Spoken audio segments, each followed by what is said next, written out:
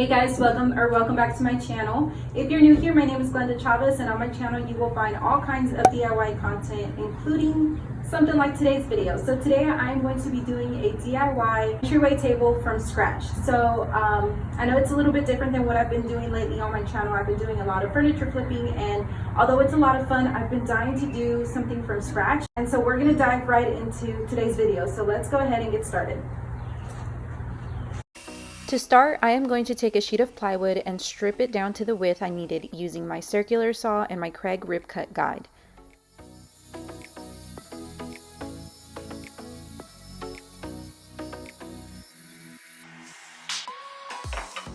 Moving forward, I marked and cut the plywood to length. This piece of plywood is going to be part of the top for the entryway table. You can definitely use something more inexpensive like MDF, since I will be placing pine boards over top to create the herringbone pattern. So what I'm going to be doing is I'm going to be doing a herringbone pattern on this plywood. So in order to do that, I'm using 1x3s. Yes, I'm using 1x3s to make it a little bit thicker than what this is already, so that way we can use that for the top. In order to do that, I have to measure out a 45-degree angle on this and match it up to this line that we measured here, going all the way down, so that way we get this perfectly straight and lined up. So let's go ahead and do that.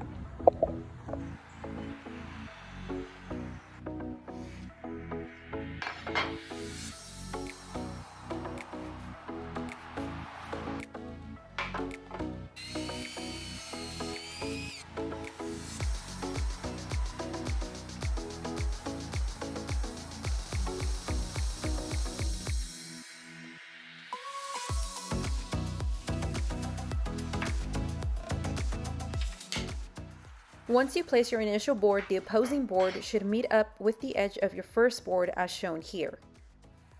I continued this method until I had all of the boards to cover the plywood, and keep in mind I did over measure and had plenty of board overhang, but I did this intentionally because I knew I wanted to cut back later to make them all even.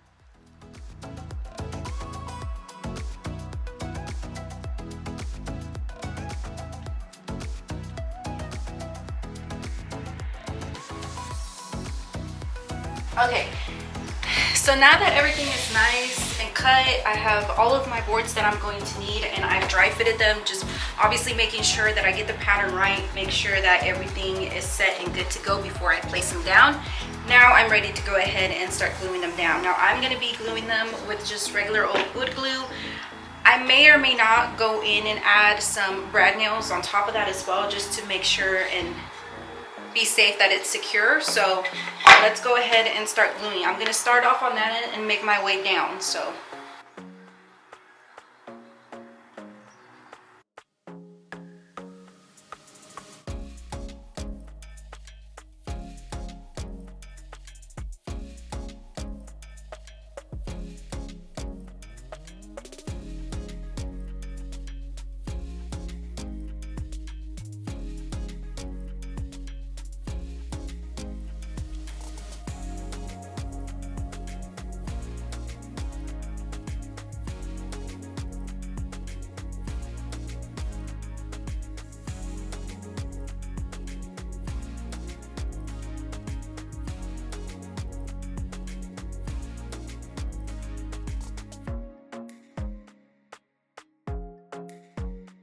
alright, since we are now waiting for this to dry, it's been sitting for a couple of hours, I'm going to come over here, set up my little station, and we're going to go ahead and start making our cuts for our frame. I always make sure to remove a small amount at the end of my boards to help make sure that they are squared. I am cutting 4 2x4s to 35 inches in length. These will become the legs for the table.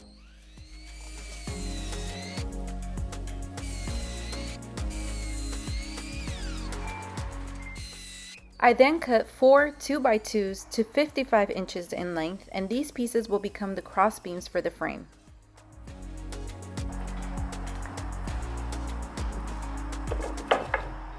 I will be assembling most, if not all, of the pieces together with pocket holes. Not only are they super easy to create and disguise them, but they provide great support and reinforcement. So here I am making a single pocket hole at the end of each 2x2 beam.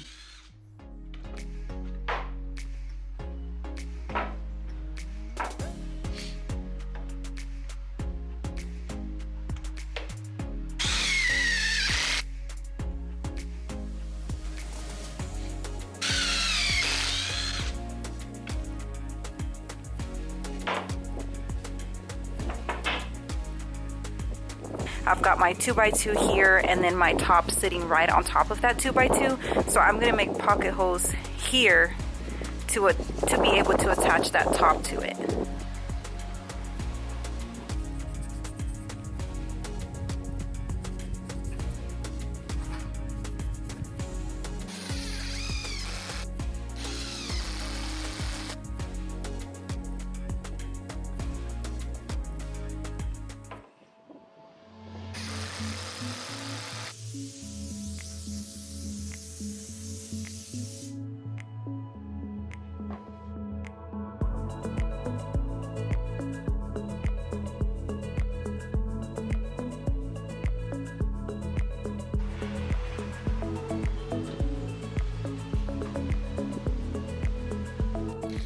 The top 2x2 should be flush with the 2x4, but the bottom 2x2 I attached 2 inches from the bottom because I will be adding a shelf later on.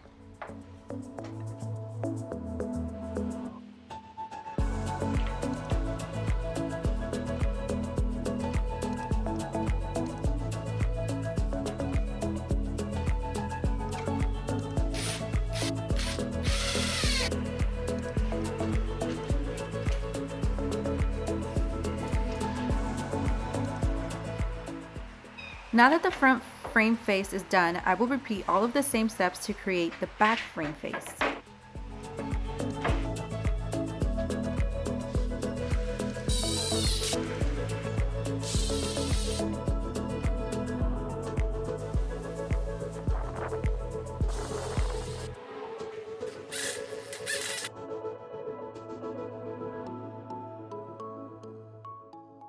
To attach the two faces together for the frame, I measured and cut 4 2x4s to 12 inches in length, and I added a set of pocket holes on each end.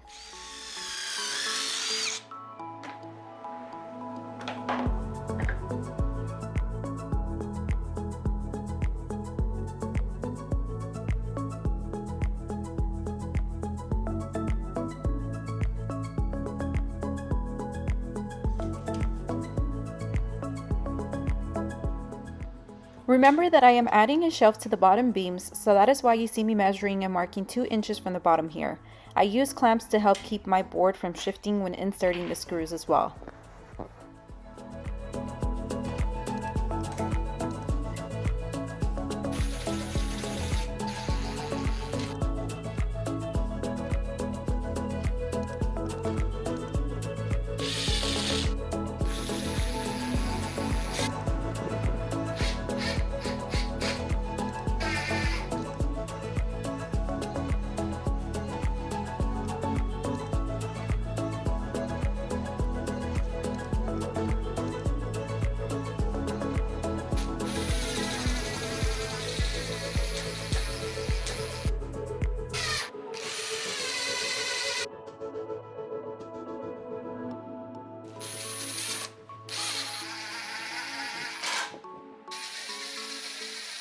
And this is what it should look like at this point.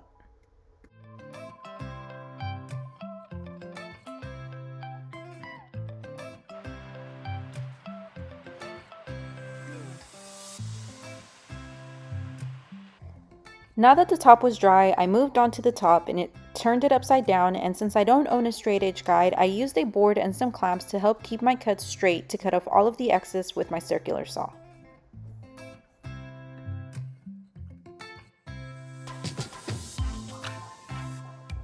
Now it was time to frame the top. I am no expert when it comes to angled cuts, and this is by no means the correct way to do this, but let me show you the easiest way that I find for small projects like this. Using a 1x2 board, I turned my miter saw to a 45-degree angle and removed a small amount to start.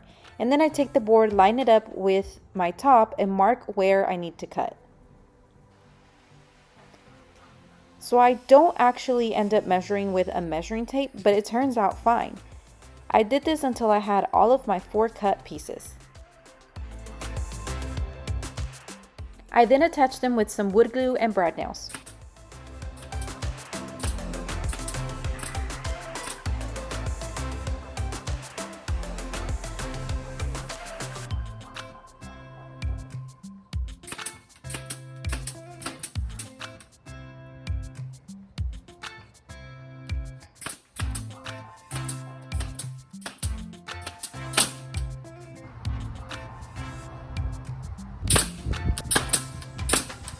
Once I was done with all of that, I filled all of my brad nail holes and small gaps with some wood filler.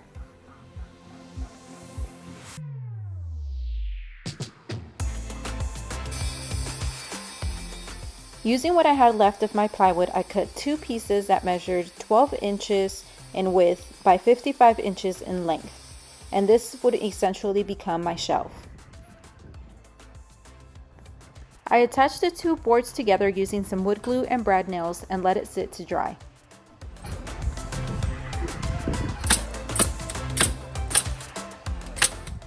Once it was completely dry, I went in and created pocket holes all along the edges.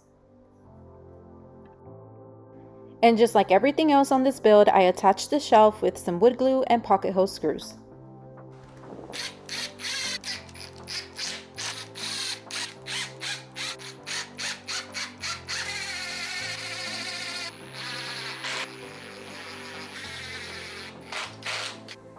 Now that the shelf was attached, I went in and filled all of the small gaps with wood filler to get a more seamless look for when I went and painted. While I waited for the wood filler to dry on the frame, I went ahead and sanded my top with my orbital sander using 120 grit followed by 220 grit sandpaper. And then I did the same with my detail sander for the frame once it was dry.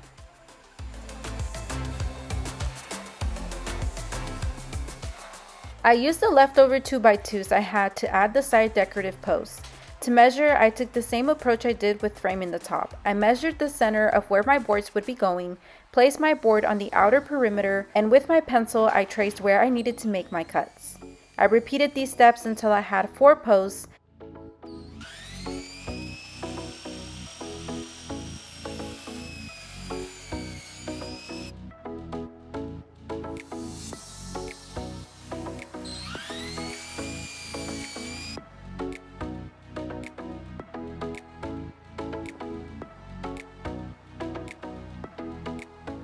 Once attached and secured with wood glue and pocket hole screws, I covered the pocket holes with some wood filler.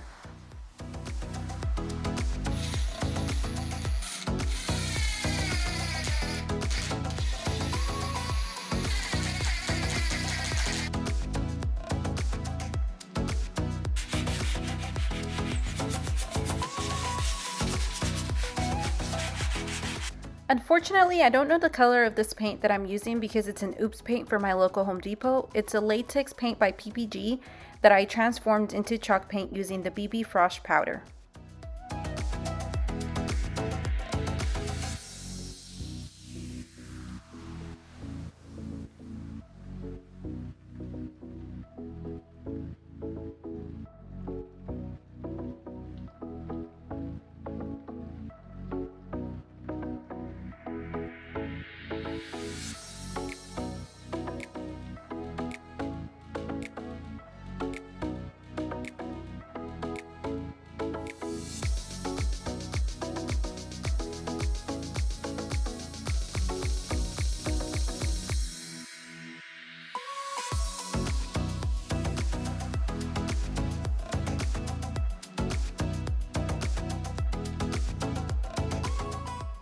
After a couple of coats of paint, I sealed it with bare decorative wax.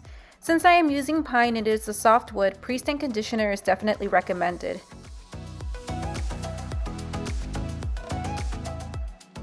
After conditioning it, I stained it in the color Espresso and sealed it with Varathane finishing wax in natural.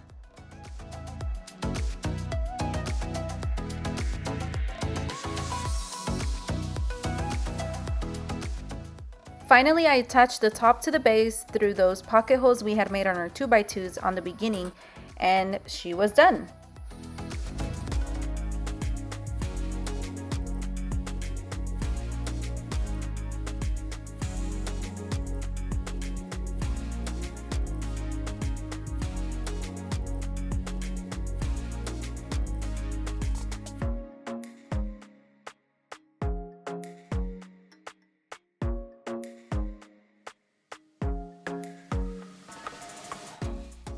So I had a lot of fun doing this project and I hope that it was helpful to y'all. As always, let me know your thoughts in the comments below. If you're not already, consider subscribing to my channel for more DIY content. You guys stay safe, be kind, and I'll see y'all next week. Bye.